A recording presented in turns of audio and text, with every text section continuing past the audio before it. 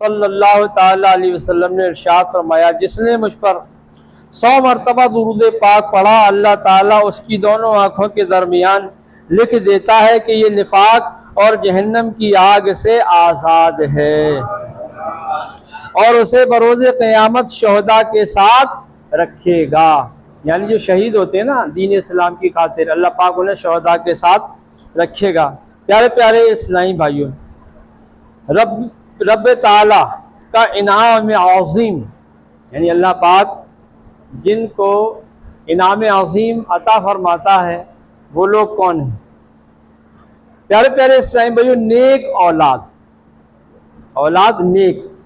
نیک اولاد اللہ تبارک و تعالیٰ کا عظیم انعام ہے۔ اولاد صالح کے لیے اللہ عز و جل کے پیارے نبی حضرت سیدنا زکریا علیہ السلام نے بھی دعا مانگی، چنانچہ قرآن پاک میں ہے، رب اجعلنی من لدنک ذریۃ طیبہ انک سمیع الدعاء۔ ترجمہ کنز الایمان، اے رب میرے مجھے اپنے پاس سے دے ستھری اور نیک اولاد، بے شک تو ہی دعا سننے والا ہے، بے شک تو ہی دعا سننے والا ہے۔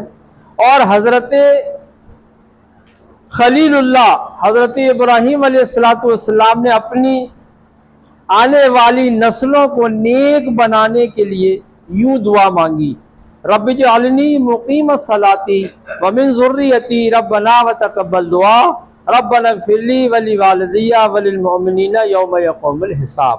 یہ دعا مانگی، اس کا ترجمہ کیا ہے؟ اے میرے رب مجھے نماز قائم کرنے والا رکھ اور کچھ میری اولاد کو، اے ہمارے رب ہماری دعا سن لے۔ پیارے اسلامیوں، یہی وہ نیک اولاد ہے جو دنیا میں اپنے والدین کے لیے راحت جان اور آنکھوں کی ٹھنڈک کا سامان بنتی ہے۔ بچپن میں ان کے دل کا سرور، جوانی میں آنکھوں کا نور، اور جب والدین بوڑھے ہو جائیں تو ان کا سہارا، ان کی خدمت کر کے ان کا سہارا بنتی ہے۔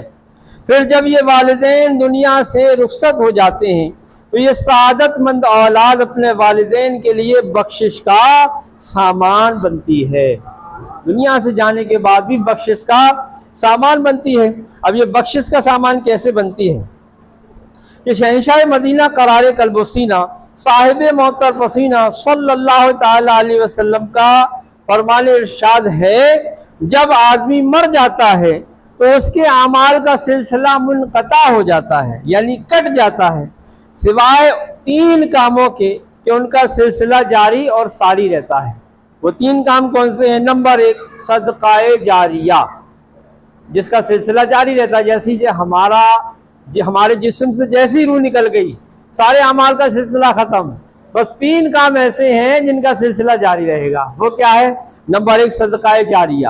صدقہ جاریہ یعنی وہ صدقہ جو قیامت تک ہمارے لیے نجات کا باعث ہوگا، مسجد میں لگانا، مدارس میں لگانا، مسافر خانے بنانا اور دینی امور میں جو بھی کام کرنا۔ اب جیسے مسجد میں ایک اینٹ لگ گئی تو یہ قیامت لگی رہے گی۔ کیوں لگی رہے گی؟ بروز قیامت جب اللہ پاک ساری دنیا کو تہس نہس کر دے گا تو مسجدوں کو اللہ پاک یوں ہی اٹھا لے گا، پہلے مسجدوں کو یوں ہی اٹھایا جائے گا، یعنی یہ برباد نہیں کی جائیں گی، پہلے ان کو یوں ہی اٹھا جائے گا۔ تو اس لیے فرمایا اللہ کے نبی نے کہ ان میں حصہ لیا کرو، ان کی تعمیرات میں، ان کے اخراجات میں، ان کے خرچے میں، تو یہ جو قیامت تک اس کا سلسلہ جاری رہے گا۔ دوسرا فرمایا وہ علم جس سے فائدہ اٹھایا جائے، وہ علم جس سے فائدہ اٹھایا جائے، یعنی لوگوں کو نماز کے فرائض بتانا، وضو کے فرائض بتانا، غسل کے فرائض بتانا، یہ ساری چیزوں کو سکھانا، لوگوں کو بتانا۔ اگر ہم نے جیسے یہ سلسلہ رکھا، ہم نے لوگوں کو بتایا، سکھایا، اور اگر ہم دنیا سے رخصت ہو گئے اور وہ بندہ ان کاموں پر عمل کرتا رہا تو اس کا ثواب ہمیں ملتا رہے گا، یعنی ہم قبر میں پہنچ جائیں گے پھر بھی اس کا ثواب ہمیں ملتا رہے گا۔ پیارے اسلامی، اس لیے بہت اہم نقطہ ہے، اولیاء کرام، بزرگان دین، صحابہ کرام، سلف صالحین کا یہی عقیدہ ہے اور اسی پر سب کا اتفاق ہے کہ دین اسلام کی فروغیت کے لیے لوگ کوششیں کریں، ایک دوسرے کو سکھائیں، ایک دوسرے کو بتائیں۔ اللہ کے نبی صلی اللہ تعالیٰ علیہ وسلم نے اتنا فرما دیا، بلغوا عنی ولو آیا، میری طرف سے پہنچا دو اگرچہ ایک ہی آیت ہو۔ اگر آپ ایک ہی آیت جانتے ہیں، میری طرف سے پہنچا دیں، بتا دیں، سکھا دیں، لوگوں کو سمجھا دیں، تو پیارے اسلامی بھائیوں یہ بھی ثواب جاریہ ہے، ہمارے مرنے کے بعد بھی یہ ثواب جاری رہے گا۔ اب تیسرا جو ہے پیارے اسلامی وہ کیا ہے؟ تیسرا ہے نیک اولاد جو اس کے حق میں دعائے خیر کرے۔ تیسری نیک اولاد جو اس کے حق میں دعائے خیر کرے۔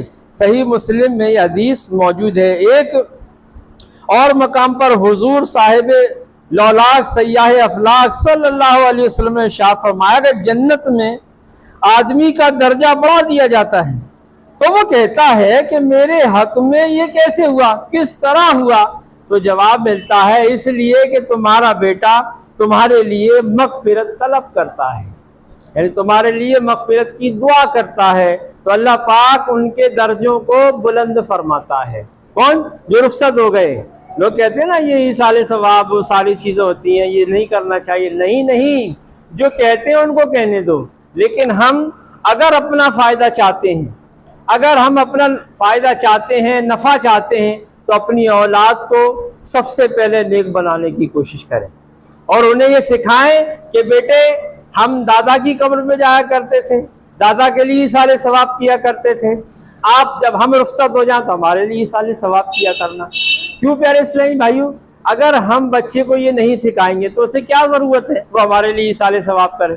وہ تو نہیں کرے گا۔ اب بعض لوگ ایسے ہیں جو ایصال ثواب کو حرام بتا دیتے ہیں، تو یہ ان کا اپنا نقصان ہے کہ جنہوں نے اس چیز کو رائج کر دیا کہ وہ نقصان ہے، تو مرنے کے بعد وہ دیکھیں گے کہ ان کی اولاد انہیں ایصال ثواب نہیں کرے گی۔ کیوں نہیں کرے گی؟ کہ وہ بتا کے ہی ہوئے گئے کہ یہ نہیں کرنا چاہیے۔ پیارے اسلامی ایصال ثواب کا ایک ثبوت اور بتاتا ہوں۔ حضرت سیدنا عیسیٰ روح اللہ علیہ السلام ایک قبر کے قریب سے گزرے تو عذاب ہو رہا تھا۔ کچھ دفعاتن کے بعد، کچھ وقفے کے بعد پھر گزرے تو ملاحظہ فرمایا کہ نور ہی نور ہے، اور وہاں رحمت الہی عز و جل کی بارش ہو رہی ہے۔ آپ علیہ السلام بہت حیران ہوئے اور بارگاہ الہی عز و جل میں عرض کی کہ مجھے اس کا بھید بتایا جائے، کہ مجھے بتایا جائے کہ ابھی جس قبر میں عذاب ہو رہا تھا، اب تھوڑے ہی وقفے کے بعد وہاں نور ہی نور ہے، کیا معاملہ ہے؟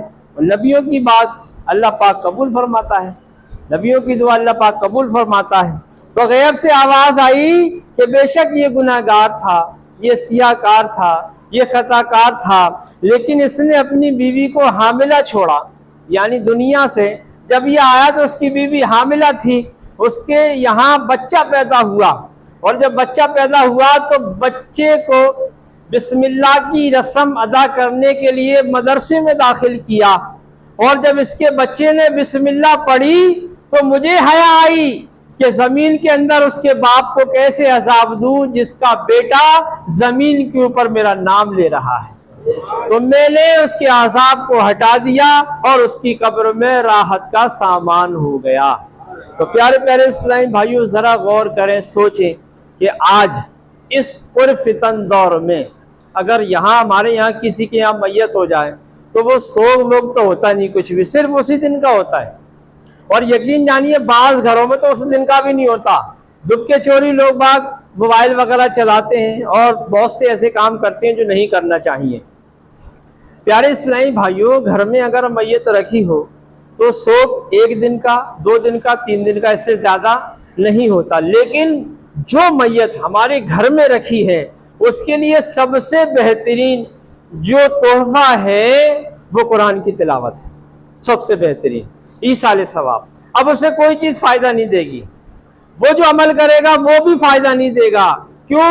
کیونکہ یہ سارے سلسلے منقطع ہو گئے۔ اب اگر کوئی انسان میت رکھی ہوئی ہے ان کے لیے قرآن پاک پڑھ دے، یا کچھ کلمہ شریف پڑھ دے، یا سورہ یاسین پڑھ دے، یا سورہ ملک پڑھ دے، اور اس کا ثواب اس کو دے دے، تو اس کو جو ہے نا اس کا نور کی شکل میں اس کو پیش کیا جاتا ہے، کائے کی شکل میں؟ نور کی شکل میں پیش کیا جاتا ہے۔ تو پیارے پیارے اسلامی بھائیوں ایک شخص جس کے باپ کا انتقال ہوا ہو چکا تھا، اس نے حضور سیدنا غوث اعظم رحمۃ اللہ تعالیٰ علیہ کی خدمت میں حاضر ہو کر عرض کی کہ میرے والد کا انتقال ہو چکا ہے اور آپ مجھے بتائیے کہ میں کیا کروں۔ تو پیارے پیارے اسلامی بھائیو، حضور غوث پاک رحمۃ اللہ تعالیٰ علیہ یہ کشف کے ماہر تھے۔ ایک علم ہوتا کشف، یعنی جو آنکھ بند کر کے لوگوں کے حال کو جان لیا جاتا ہے، یہ کشف کے ماہر تھے، وہ کشف علم ہوتا ہے۔ تو حضور غوث پاک نے اس سے فرمایا کہ تیرے والد کبھی میرے مدرسے کے قریب سے گزرے ہیں؟ نے کہا کہ ہاں میرے والد کبھی آپ کے مدرسے کے قریب سے گزرے ہیں۔ تھوڑی دیر آپ نے آنکھیں بند کی، کچھ دیر کے بعد فرمایا کہ تیرے والد کی قبر سے عذاب ہٹا دیا گیا ہے۔ تو پیارے اسلامی جب پوچھا گیا ایسا کیا، تو فرمایا کہ اللہ پاک نے مجھ سے وعدہ کیا کہ عبد القادر تیرے مدرسے کے قریب سے جو گزر جائے گا اس کے بھی عذاب میں تخفیف کی جائے گی، کمی کی جائے گی۔ تو پیارے اسلامی بھائیوں، یہاں تو مدرسے کا معاملہ ہے، اور اگر کوئی انسان قرآن کریم کی تلاوت کر کے ایصال ثواب کر دے تو اس کے لیے کمی نہیں ہوگی؟ بتائیے ہوگی کہ نہیں ہوگی؟ بلکہ ہمارا یقین ہے کہ ضرور ہوگی۔ اور پیارے اسلامی بھائیوں، اس لیے علماء اکرام فرماتے ہیں کہ اپنی اولاد کو ایصال ثواب کرنے کے طریقے سکھاؤ، انہیں بتاؤ، انہیں سمجھاؤ، انہیں نیک بنانے کی کوشش کرو۔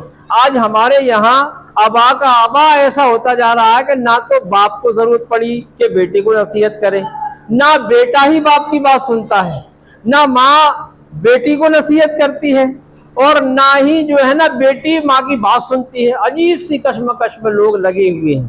پیارے اسلامی بھائیوں، ذرا غور کریں اور سوچیں کہ اگر ہم مرنے کے بعد یہاں سے ہمارے بچے نیک نہ ہوئے تو جب نبیوں نے دیکھا نا، نبیوں نے دعا کی اللہ پاک ہمیں نیک اولاد عطا فرما۔ جب نیک اولاد ہوگی نا، جو نیکیاں کرے گی، تو پیارے اسلامی بھائیوں اس کا ثواب اس والد کو ملے گا جس کی یہ اولاد ہے۔ ابھی ہم نے یہ واقعہ سنا حضرت عیسیٰ علیہ السلام کے زمانے کا، کہ اس کو صرف مدرسے میں بسم اللہ کی ایک رسم ہوتی ہے۔ جب بچہ مدرسے میں پہلی بار آتا ہے تو اس نے بسم اللہ، استاد صاحب نے بسم اللہ پڑھائی، تو اللہ پاک نے ان کی بسم اللہ اتنی مقبول ہوئی کہ اس کے والد کے قبر سے عذاب کو ہٹا دیا۔ تو پیارے اسلامی بھائیوں، اس لیے ہمیں ذرا غور کرنا ہے۔ جو 3 چیزیں اللہ کے نبی صلی اللہ علیہ وسلم نے فرمائی، ان 3 چیزوں پر صدقہ جاریہ، کہ ایک وہ صدقہ جاریہ کہ نیک کاموں میں اپنا پیسہ خرچ کرو، دوسرا وہ علم جس سے نفع اٹھاؤ۔ مشہور مذہب مالکیہ کے عظیم پیشوا بستر مرگ پر پڑے ہوئے تھے تو انہوں نے اپنے مریدین کو، اپنے چاہنے والوں کو ایک نصیحت فرمایا کہ کسی مسلمان کی دینی الجھن کو دور کر دینا، روئے زمین یعنی جتنی بڑی یہ زمین ہے، یہ صدقہ کرنے سے بھی زیادہ بہتر ہے۔ بتائیے، سوچیں، بستر مرگ وہ ہوتا ہے جب آدمی اپنی آخری سانسیں اس کی چل رہی ہوتی ہیں، اور اس وقت میں آدمی کی زبان پہ صرف سچائی ہوتی ہے۔ اور یہ تو بزرگ تھے، ساری زندگی لوگوں کو دین سکھاتے رہے، تو انہوں نے بتایا کہ مسلمان کی دینی الجھن دور کرنا۔ اب آج ہمارے نہ جانے کتنے اسلامی بھائی ہیں ایسے۔ ابھی میری ایک اسلامی بھائی سے ملاقات ہوئی تو میں نے کہا چلیے، تو وہ کہتے ہیں کہ میں ناپاک ہو چکا ہوں۔ میں نے وجہ پوچھی کہ اکثر میں جانتا ہوں نا کہ ناپاک دن میں ہونے کا کوئی سسٹم نہیں ہوتا، ناپاک ہونے کا دن میں کوئی سسٹم نہیں ہوتا۔ اب وہ بندہ کیا کرتا ہے کہ اس نے جمعے کی نماز پڑھی اور جا کر کے پیشاب کر لیا، آپ دست نہ لیا، استنجا نہ کیا، اب وہ ایسے ہی آ گیا، اب اس کے ذہن میں بات ہو گئی کہ میں ناپاک ہو گیا۔ پیارے اسلامی، جبکہ یہ یاد رکھیے، اس طریقے سے بندے پر غسل واجب نہیں ہوتا۔ یہ میں آپ کو مسئلہ بتا دوں، اس طریقے سے بندے پر غسل واجب نہیں ہوتا۔ بندہ اگر چاہے تو استنجا کر کے کپڑے بدل کر نماز پڑھ سکتا ہے۔ اب لوگوں کو پتہ ہی نہیں، انہوں نے کہا بس ہم تو ناپاک ہو گئے۔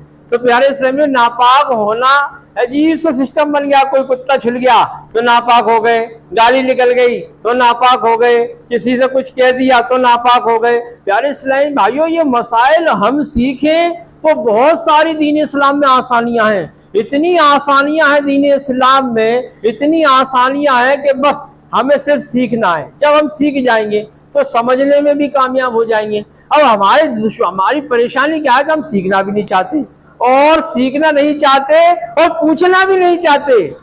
یہ بھی ہے کہ پوچھنا بھی نہیں چاہتے. کیوں؟ کیونکہ شرم لگتی ہے. اگر میں نے پوچھ لیا کسی سے تو لوگ کہیں گے ارے یار اس کو بھی اتنا سا مسئلہ نہیں معلوم ہوتا. یہ شیطان وسوسے ڈالتا ہے. نوجوانوں کی تعداد ہے وہ پوچھنے میں شرماتے ہیں، بڑے بوڑھے ہیں وہ بھی پوچھنے میں شرماتے ہیں. عجیب سا حال بن گیا ہے. تو پیارے اسلامی بھائیو، دین اسلام ہمارے لیے اتنی آسانی فراہم کر گیا ہے، اتنی آسانی فراہم کر گیا ہے، پھر بھی ہم دین اسلام کو بہت دشوار بتا رہے ہیں. بہت دشوار ہے، دین پر چلنا بہت دشوار ہے. اس کی وجہ یہ ہے کہ ہم نے دین کو ایک بوجھ سمجھ رکھا ہے. ورنہ بتائیے، ہم جب استنجے کے لیے جاتے ہیں تو ڈیلا لینے میں یا پانی لینے میں کتنا وقت لگتا ہے؟ کوئی زیادہ وقت لگتا ہے؟ کوئی زیادہ وقت نہیں لگتا. جو لوگ اس کے عادی ہیں وہ اچھی طرح جانتے ہیں کہ واقعی کچھ نہیں لگتا، لیکن لوگوں نے نظام ہی بنا لیا کہ ان کو پیشاب لگا اور وہ جا کر کے دھڑام سے بیٹھ جاتے ہیں اور پیشاب کر کے شلوار اوپر کی اور چلے آئے. تو پیارے سے اب کیا ذہن بن گیا کہ ہم ناپاک ہو گئے. ناپاکی کے جو 5 اسباب علماء کرام نے بیان فرمائے ہیں، وہ 5 اسباب ہم سنتے ہی رہتے ہیں اور شاید جانتے ہوں گے. نمبر 1 یہی ہے کہ شادی شدہ لوگ جو ہوتے ہیں تو بیوی سے ازواجی تعلقات جو ہو جاتے ہیں تو اس سے غسل فرض ہو جاتا ہے. شہوت کے ساتھ منی کا اپنی جگہ سے نکلنے سے غسل فرض ہوتا ہے، اور ہاتھ کے استعمال سے بھی غسل فرض ہو جاتا ہے، اور آپس میں لڑکے جو کرتے ہیں اس سے بھی غسل فرض ہو جاتا ہے. اصل یہ ہے کہ صحبت کے ساتھ منی کا اپنی جگہ سے نکلنے سے غسل فرض ہو جاتا ہے، ورنہ غسل فرض ہونے کے کوئی اسباب نہیں ہے. بعض لوگ اسی سچ بچ میں ڈلے ہوئے ہیں کہ ہم نے پیشاب کیا تھا اور پیشاب کر کے تھوڑا سا چلتے ہیں تو محسوس ہوتا ہے استنجا کرنے کے بعد پیشاب کا قطرہ نکل گیا. ایسا ہوتا نہیں کبھی کبھی کہ یار پیشاب کا قطرہ نکل گیا. اب وہ بندہ سوچتا ہے میں تو ناپاک ہو گیا، میں ناپاک ہو گیا، پیشاب کا قطرہ نکل گیا. بلکہ پیارے اسلامی اس سے ناپاک نہیں ہوتے. ہاں، اس سے وضو آپ کا ختم ہو جائے گا. اگر قطرہ نکل گیا ہے تو وضو ختم ہو جائے گا. آپ دوبارہ وضو کر کے نماز ادا کر سکتے ہیں، اور کرنی چاہیے. تو پیارے اسلامی بھائیو، بعض اوقات ایسا ہوتا ہے کہ ہم یہ سمجھتے ہیں قطرہ نکل ہی گیا، لیکن نکلا نہیں ہوتا. حدیث پاک میں اس کا مفہوم موجود ہے. ایک شیطان ہے جس کا نام میرے ذہن سے نکل گیا ہے.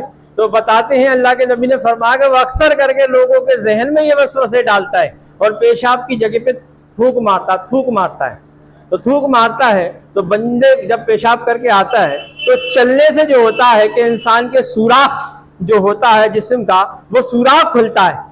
تو وہ سوراخ کھلنے سے ایسا لگتا ہے کہ پیشاب کا قطرہ نکل گیا. تو یہ سارے مسائل ہیں. اب ہم ان میں شرم کرتے ہیں، یار کیسے پوچھیں امام صاحب سے، کس طریقے سے پوچھیں، کیسے بتائیں گے. اگر یہ مسائل ہم سیکھیں گے نہیں، بتائیے اللہ پاک نے قرآن کریم میں یہ سارے مسائل بیان فرمائے. پاکی، ناپاکی، یتیم کے مسائل، ملاقاتوں کے مسائل، بیوی سے ہم بستری کے مسائل، یہ ساری چیزیں موجود ہیں. اسلام نے ساری چیزوں کو بتایا گیا، سمجھایا گیا. تو پیارے اسلام، اس کے باوجود بھی لوگوں کو شرم لگتی ہے. لوگ شرم کے مارے پوچھ نہیں پاتے کہ ہم کیا کریں گے پوچھ کے. ارے چھوڑو یار، ہو گیا مسئلہ جو بھی ہونا تھا. تو پیارے اسلامی، اس سے ہمارا نقصان یہ ہو رہا ہے کہ جو ہم 2-4 وقت کی نماز پڑھتے ہیں، پہلی بات تو ہماری نماز چلی جاتی ہے کہ آپ سوچ لیتا کہ میں ناپاک ہو گیا، اب میں نماز نہیں پڑھ سکتا، تو وہ نماز گئی. دوسرا یہ کہ اگر ہم ذکر و درود کچھ کریں تو وہ بھی پھر بندہ نہیں کرتا کہ اب تو میں ناپاک ہو گیا. تو ان چیزوں کا سیکھنا بہت ضروری ہے، اور ان سیکھ کر کے دوسروں کو سکھانا بھی بہت ضروری ہے. دین اسلام اتنا پیارا مذہب ہے کہ اس میں بتانے کے فضائل رکھے گئے. اللہ پاک نے فرمایا کہ جو انسان نیکی کرے گا، نیکی کے کاموں میں حصہ لے گا تو اس کے ثواب میں کمی نہیں ہوگی، اگرچہ دوسرا عمل بالکل